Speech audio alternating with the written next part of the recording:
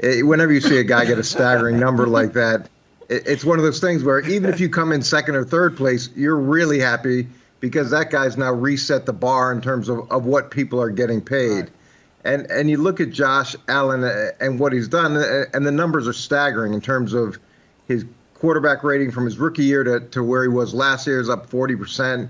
Completion percentage is up dramatically. Almost every category he's improved in. That's why it makes sense to give him the contract that he has.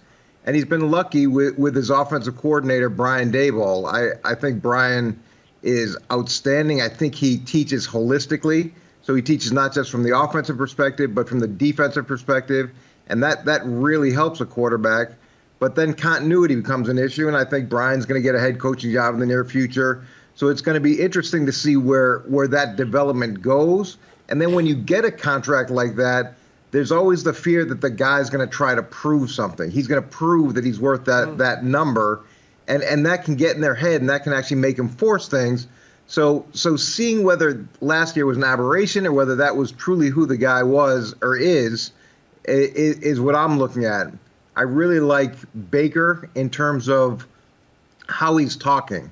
He's matured so much from fighting with Colin about things that he said or responding to anybody and then talking about things that have no value. And the fact that he's talking about winning, he's talking about team goals, he's talking about all the right things, to me is encouraging, and his numbers are encouraging. You know, with Lamar, I'm a little frustrated because I think that you want to see more development in the passing game. He's obviously dynamic as a runner, but you haven't seen that true growth as a passer. And as he keeps moving on, you're going to want to use him less and less as a runner because of his value is so substantial. So the easy answer to me would be Josh Allen based off of what he's done and what we've seen. But I think that Baker has a chance to challenge that group if the trajectory and the maturity stays on the same path. While I'll agree with Coach, I do think you made some tremendous points, especially on the development of passing for Lamar Jackson. But I'm going with Lamar Jackson, who will wind up having the better career out of all of them. For the simple fact, just by process of elimination, he's already gotten an NFL MVP award. That, to me, sets him so far ahead. He's already got a first-team All-Pro. A lot of guys that play in this league never see first-team All-Pro. More guys never see an MVP award. So to me, I'm already looking at what Lamar has already accomplished. And I say, if we're talking about who's going to have the best career, Lamar Jackson has already put hardware on his resume that would, well, for now, it would set him apart from Baker and from Josh Allen. I love Josh Allen's game. And I feel Baker Mayfield has matured quite a bit as a leader, as a person, and that will ultimately make him a better player as well. I like the way he responded. He's focused in on what he needs to be focused in on. I agree. He is thinking about those numbers.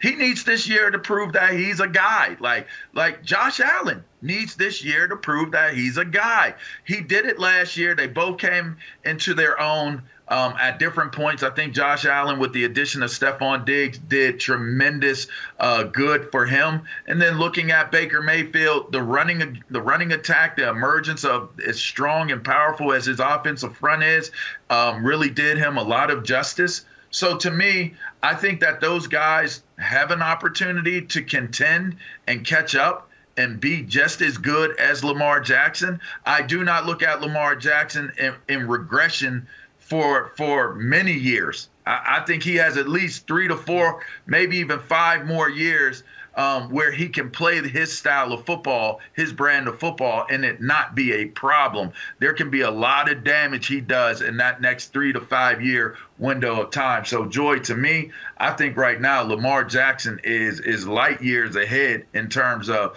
who's going to end with the better career.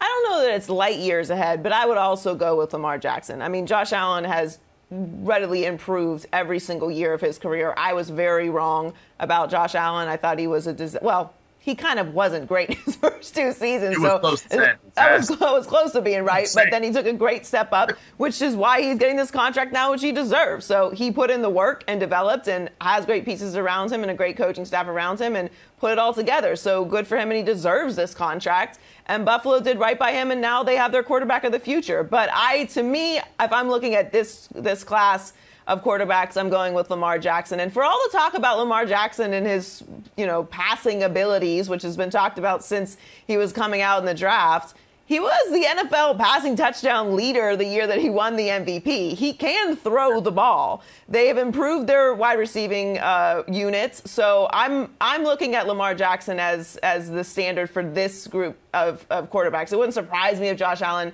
ended up having a better career than him as far as winning Super Bowls or decorations. But I would put Baker in third only because I think the system around Baker is elevating him a little bit. I do agree with you. I think Baker has matured a lot. I love what he's saying now. I love the culture that they're building in Cleveland. I think a lot of what's happened in Baker's career up until this point has been a reflection of the dysfunction in Cleveland, having to go through 3 coaches in the beginning of his career, which is completely out of his control. So I think that's kind of set him back in his development as well. But if I have to pick one out of this class to project to have the best career, I'm going to go with Lamar Jackson.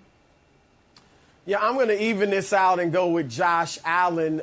Look, he's got everything. He's got the strong arm. He's become very accurate. He's obviously got the NFL, the great size that you want. He's got athleticism. He can run the football when he needs to.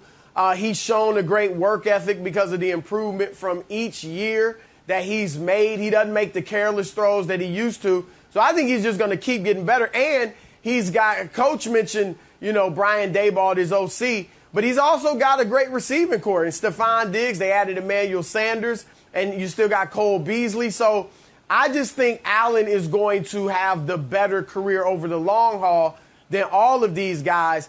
Lamar, obviously, you're right, LaVar. He's been the best one thus far. There's no doubt about that. But I've got questions about his playing style. And he's been healthy to date, all right, which is a bit unusual already, especially for a guy his size. But I'm concerned when that 4.3 40 becomes a 4.5 40, maybe even a 4.4 40. And now some of those hits he's able to avoid, maybe he's getting clocked on those hits now. And so I've got to see the passing game improve. I don't think he'll run for 1,000 yards this year. I think each year he's going to probably run for less and less yardage. And so his passing game is going to have to improve. You love the rookie Rashad Bateman, so maybe that's a receiver he can work with. Obviously, Sammy Watkins is there too. I want to see him throwing outside the numbers this year. Now, we're going to find out, was it because he didn't have the personnel in the past, or was it because he just isn't good at doing that yet? But I've got to see more improvement in the passing game from Lamar, and I'm concerned about that. He's a good passer, but to be better than Josh Allen going forward, I think he's going to have to become an outstanding passer, and I have yet to see that, Coach. And when you look at it, Fran Tarkenton said that he's seen a lot of really good young running quarterbacks, but very few good old ones because of the volume of hits that they take. And when he came in the league, everything was based off the quarterback-driven runs, and he was so good at it that you had to change your coverage. And there's a ton of 8-man in the box, and that tends to really help in the passing game. But when you look at a passer, what you're always trying to evaluate is when the whole world knows you have to pass, when the whole stadium knows you have to pass, can you do it, and can you do it consistently and effectively? And when he's been in those situations, he hasn't really answered the bell the way that you would expect him to. And I think last year he was down 10 touchdowns.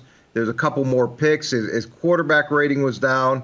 He's got tremendous ability to affect the game as a runner, which is great. But you want him to be able to affect the game in the as a passer in the same way without having to subject him to that volume of hits. He's too valuable to have him hit the way that he gets hit, and that's probably my biggest concern. Thanks for watching. Subscribe here to get the latest from the show. Also, be sure to check out more of the best clips from First Things First, or go watch a few segments from our other shows on FS1.